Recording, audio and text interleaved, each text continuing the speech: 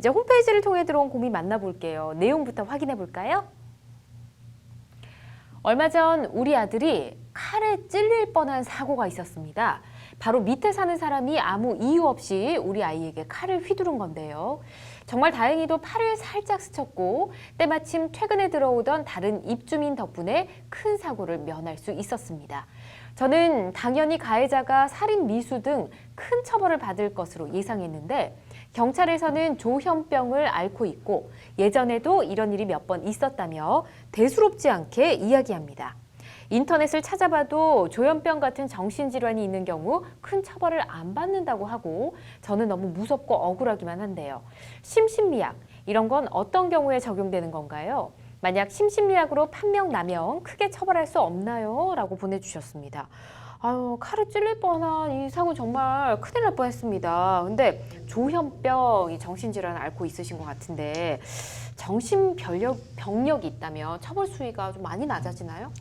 그 이제 우리 형법 10조에서는 이제 심신장애인이라 그래가지고 예. 심신상실, 심신미약에 따라서 형을 달리 규정하고 있어요. 심신상실 같은 경우는 처벌하지 않고요. 예. 심신미약인 경우 형을 감경하도록 되어 있거든요. 왜 그러냐면 어떤 범죄가 성립하기 위해서는 세 가지 요소가 필요를 해요. 구성요건 해당성, 위법성, 책임, 네. 이렇게 세 가지라고 하는데 구성요건 해당성이라는 것은 어떤 범죄, 사람을 기망해 재물을 편취하면 처벌하는데 그 기망해서 편취한 행위를 하는 것, 네. 그게 이제 구성요건 해당성이라는 것이고 이게 위법하다라는 것은 당연히 위법한 거죠. 네. 근데 책임이라는 건 뭐냐면 내가 이 행동을 했을 때 어떤 법적 결과가 있는지를 스스로 알아서 판단할 수 있는 능력을 말해요. 네. 이걸 판단할 수 있는 능력이 없다라고 하면 뭔 잘못을 해도 얘는 어리니까 비난할 수가 없잖아요. 예. 그 책임은 비난 가능성이라고도 하는데 심심하게 다 그런 거예요. 그 정신질환으로 인해 가지고 기억인지 밥인지 된장인지 모르는 친구가 이런 경우 있으면 이제 비난 가능성이 없잖아요. 예. 그렇기 때문에 형을 감경해주거나 이제 면제를 해주는 것이죠. 그럴 수 네. 있다라는 거네요. 아, 이게 좀 이 칼을 휘두른 건 좀 심하지 않나 하는 심하죠. 생각이 네, 심하죠. 들긴 하는데, 자, 일단 심신미약이 어떤 사람들에게 적용이 되는 건지 좀 알아보도록 하겠습니다. 그리고 심신미약 하면 대략 이 단어로서 짐작이 되는 부분이 있지만 구체적으로 뭘 의미하는 건지도 좀 설명해 주시면 좋을 것 같아요. 반대적으로 얘기하면 심신상실자, 심신미약자 이렇게 예. 심신상실은 아까 변호사님 말씀하셨던 것처럼 아예 그냥 의사를 판단할 수 있는 능력 자체가 없는 거예요. 의사를 판단할 수 있는 능력 자체도 없고 사물을 변별할 능력도 없고 네. 그거에 대해 의사를 결정할 능력도 없기 때문에 비난 가능성이 없어서 책임이 없다라는 거고 심신미약은 그 정도는 아닌 거예요. 그렇지만 좀 불완전한 거죠. 예, 왔다 갔다 오락가락. 아까 요즘에 행간에도 조현병을 얘기를 많이 하는데 네. 이 조현병이라고 할 때는 어떻게 보면 심리적인 부분이잖아요. 네. 심리적인 부분이기 때문에 이거를 심신미약에 해당한다, 해당하지 않는다라고 단정 지을 수는 없어요. 이 조현병 진단서 경력이 있다고 하더라도 치료가 됐을 수도 있고 예. 그렇기 때문에 당시 범행의 경위라든지 상황, 그 다음에 조사받는 진술의 태도, 재판을 받는 태도, 그 다음에 감정인의 의견 여러 가지 상황을 종합적으로 고려했을 때 이 사람이 심신미약자에 해당되는지 네. 그거로 인해서 범행 당시에 그걸로 인해 감경할 수 있는지 여부를 판단할 수 있습니다. 당연히 조현병, 심신미약, 완전 감경 이건 아닙니다. 아, 그렇군요. 알겠습니다.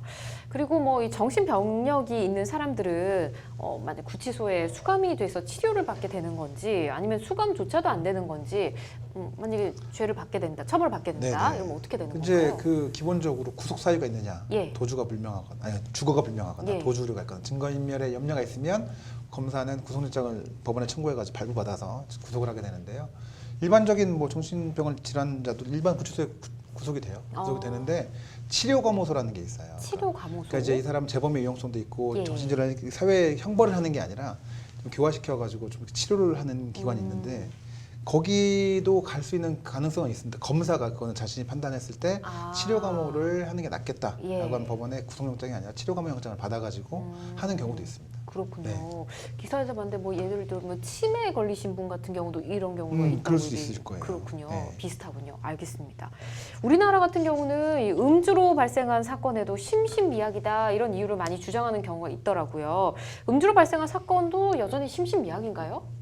말이 많았잖아요. 그렇죠, 말이 많았죠. 예. 상당히 오래 전에는 만취 상태에서 폭행 사고가 일어났다고 해서 책임이 좀 강경해달라고 주장을 했고 예전에는 상당히 오래전에 실무적으로도 네. 그 부분에 대해서 좀 참작을 했던 것 같아요. 그쵸. 근데 요즘에는 절대로 제가 아는 바로 위해서는 실무적으로 뭐 음주했다라고 해서 형을 감경해준다 이런 건 전혀 없습니다. 그렇죠. 심신미약을 한다고 하더라도 네. 오히려 좀 괘씸죄? 이 음주라는 주장이 예. 자기 그 행위 당시의 책임을 회피하기 위한 좀 수단으로 본다면 예. 오히려 더 괘씸죄에 해당돼서 형이 그렇죠. 가중될 수도 있어요.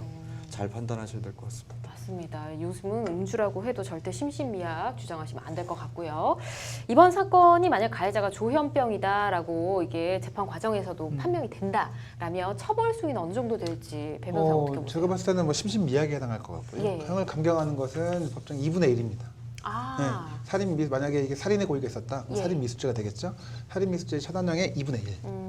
만약에 살인의 고의가 없었고 상해 고의만 있었다라면 예. 상해죄 기수 상해죄의 2분의 1. 아, 감형되게 돼요. 그렇군요.